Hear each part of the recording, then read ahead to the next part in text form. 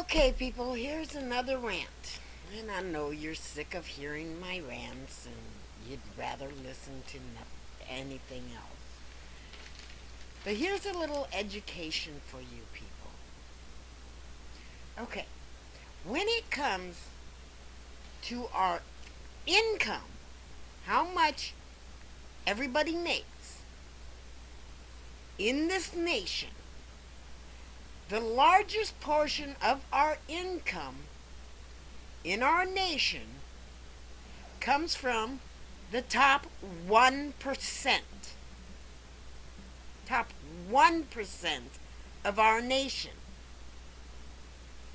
The smallest part of the income made in this country, and that's overall, everybody in this nation, comes from the bottom middle class and lower class. Okay? But when it comes to time for these two groups to pay taxes, you invert that. Okay? The middle class and the poor, working poor, pay in the most to taxes. While they pay somewhere around 30% of their income into taxes. While the rich top 1% pay very rarely 25% to zero in taxes, giving in the least amount to taxes. Now you're going to say, well, that's the way it should be, since the middle class and the poor get the most subsidies, or should we call them, as most people call them, entitlement programs. No. Yes, we have food stamps, housing, medical, elderly care, disabled, small farms. Those are subsidies for your middle class and your poor. And they take up, a portion of the pie on entitlement programs. And farmers, small farmers, get a small amount of that as well. Not half as much as what you think. But the largest portion of that entitlement money goes to airliners, oil companies, big farms, corporations, all kinds of big business. They get millions in subsidies. The same thing with the largest portion of the tax breaks. They go to the top 1%.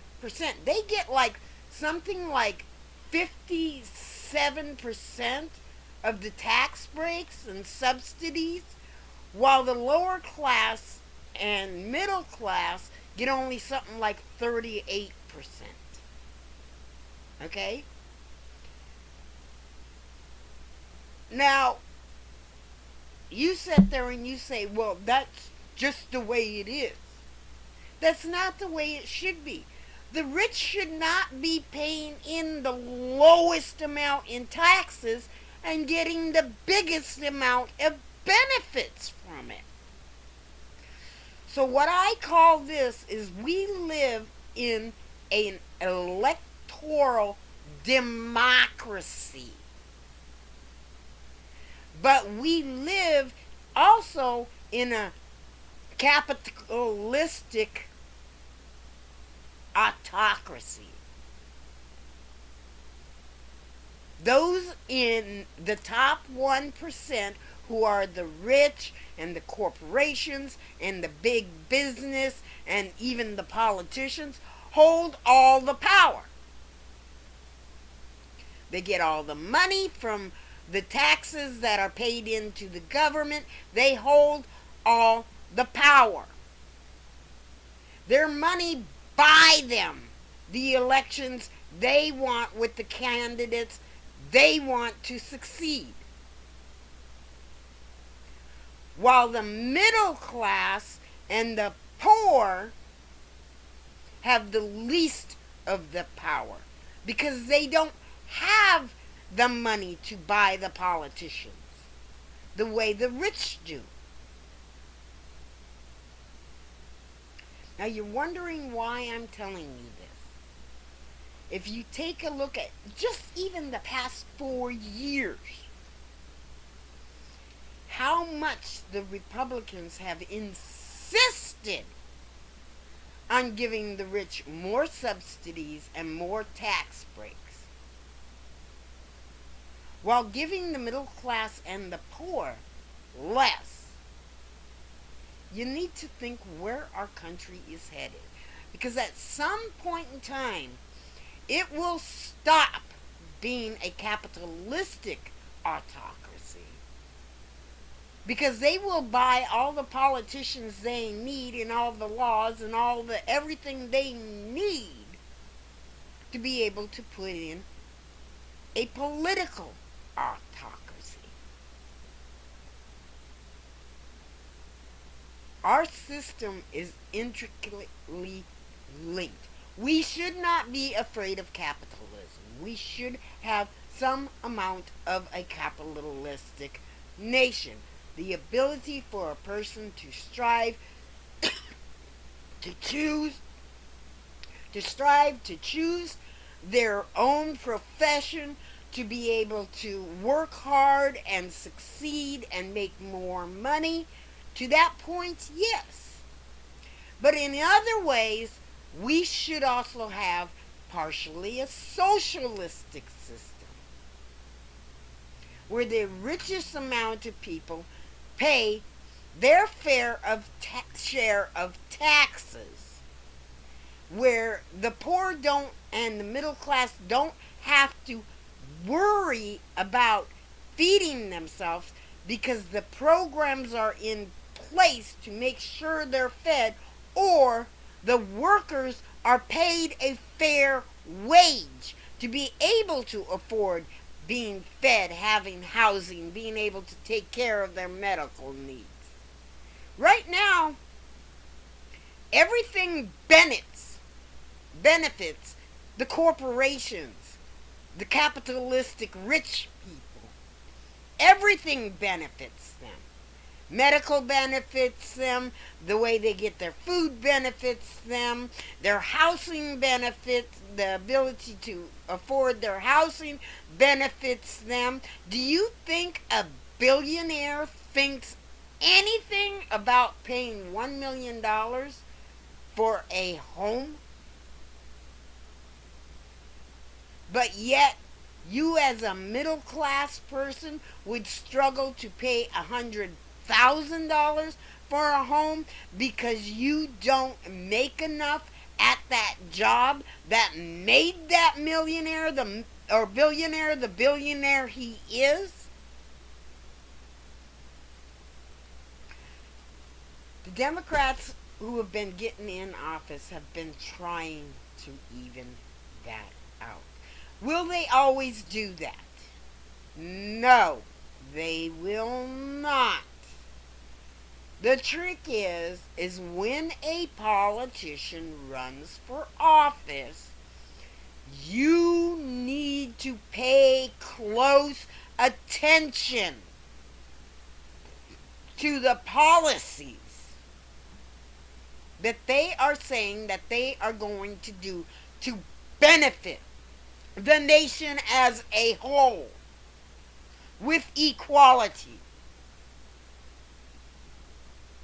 You need to pay attention to how they are going to spread that equality between the 1% and the 99%.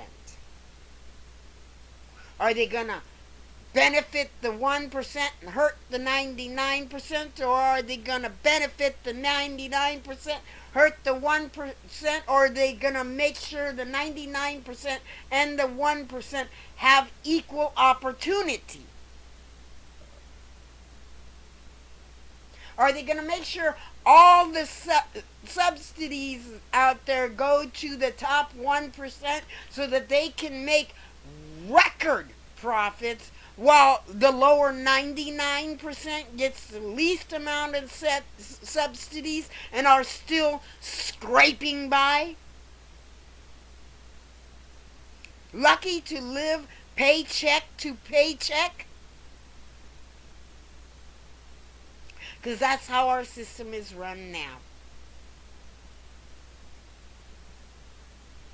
You need to look at your candidate.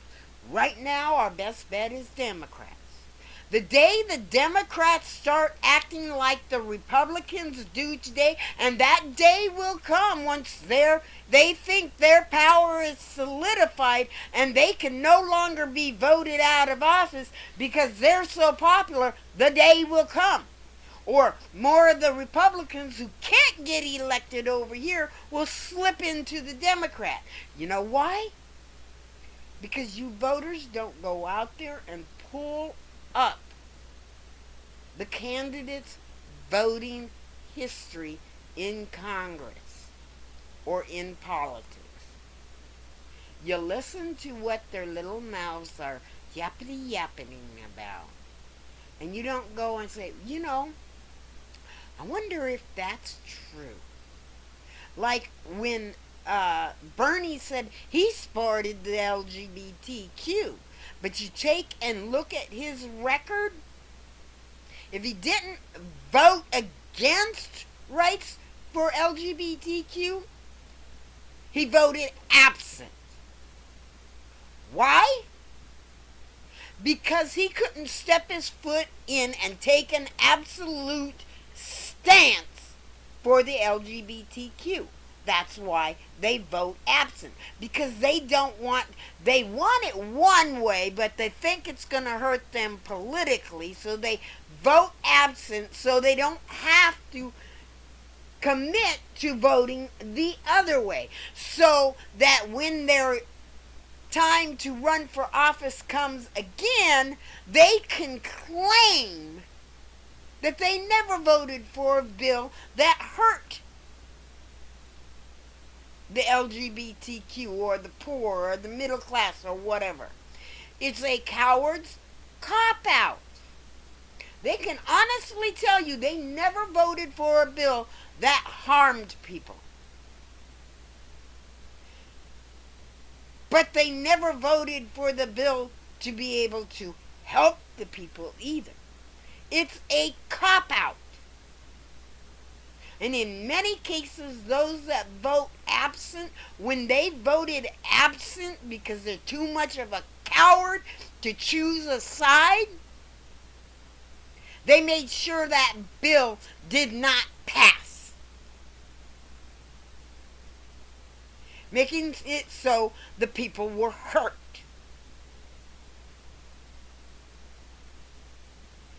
Every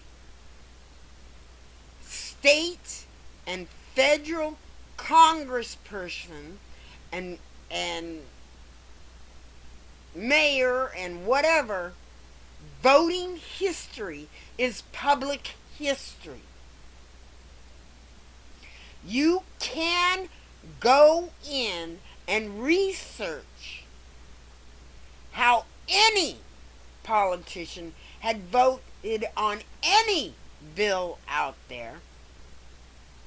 And you can also research what the bill was. You don't even have to read the whole bill. You can read the summary, which will tell you what the bill is about, getting the general gist of whether or not that is a bill you would have supported or not. Now, if your candidate didn't support the bill, you can determine at that point in time if they voted no or if they voted absent. That's the most important part right there. They're expecting to get away with that. If they voted absent on that, you can then say, okay, I see where they're at. I don't want to vote for that candidate. They are more harmful for our country than they are good. And don't do it just by one bill that they did here or there. You take the accumulation on all the bills they voted for and take a look at them and all the bills they voted no on or absent on and all the bills they voted yes on, and take a look at how the accumulation of those bills made America better or made America worse. Catered to the wealthy, catered to the poor, or catered to both equally, giving an equal playing ground. You can find these things out. And if you don't do that and all you do is listen to what some lying politician is telling you, the only thing you're going to end up with in the end is an autocracy. Because if there's one thing a politician is great at, it's lying. It's telling you one thing and doing another. A politician proves their worth. The bill may not get passed, but they proved their worth by how they voted on that bill. Not whether or not it got passed. On how they voted on that bill. That's where their worth stands. And you need to remember that. Whether they're a mayor, whether they're a state Congress member, whether they're a city Congress member, whether they're a federal Congress member, it does not matter. It does not matter what bills actually passed while they were in office. What matters is how they voted on that bill. Whether they voted no or absent, or whether they voted yes.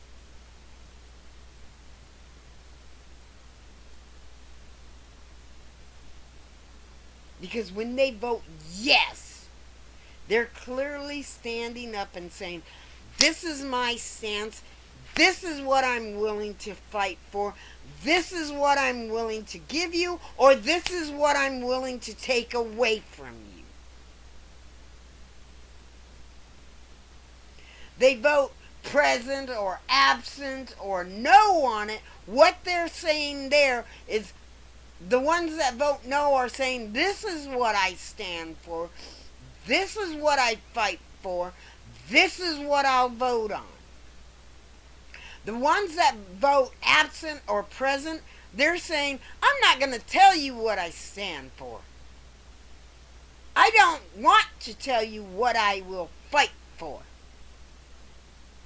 I don't care if that bill passes or not. I would prefer if not. Because my vote not being there will make sure it doesn't pass. Or I don't care if I fight to make sure that bad bill doesn't pass. Because my absent vote will make sure that the bad bill will pass. Let's start wising up, people. Before our capitalistic autocracy becomes a real life autocracy in this nation. And we end with the ability not to truly vote at all ever again. Because in the end, that is what will happen. If we keep our blinders on and keep ourselves ignorant to the facts. If we keep on allowing the capitalistic economy with the top 1% to get the most out of what our government does for its people, we are going to end up in not just a capitalistic autocracy, we will have a realistic autocracy. And then it will take a civil war to be able to get out of that. Because once we've got the realistic autocracy, those politicians are going to go in to try and change our Constitution to suit them. And you as Second Amendment writers out there who are like, oh, we don't like the Democrats because they're going to take all our guns away because we're too stupid to realize that, they've never done it before. They've taken things like automatic weapons away because they're meant for nothing but killing human beings. And we do not have a war here in America. And if we did, our government would give every single freaking citizen an AR-15 anyways, to protect the homeland.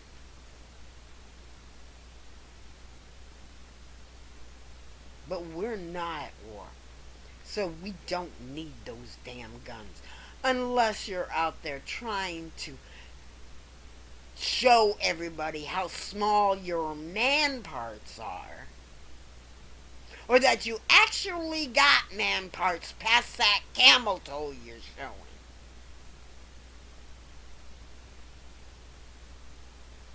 Because that's all those guns are good for. They're not good for hunting.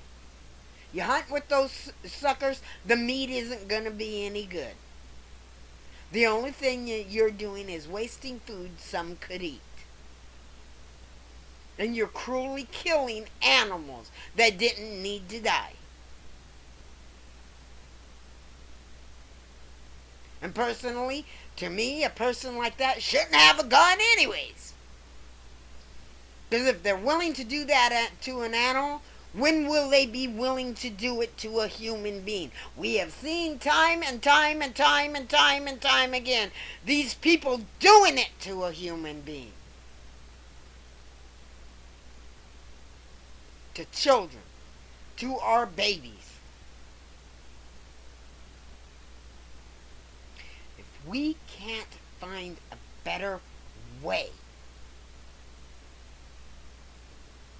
to prop up our democracy, to pay attention to who our candidates are, we will be doomed. Especially in today's time, when the rich and big corporations and many of these corrupt politicians hold most the power, while the rest of us are just scrambling to survive.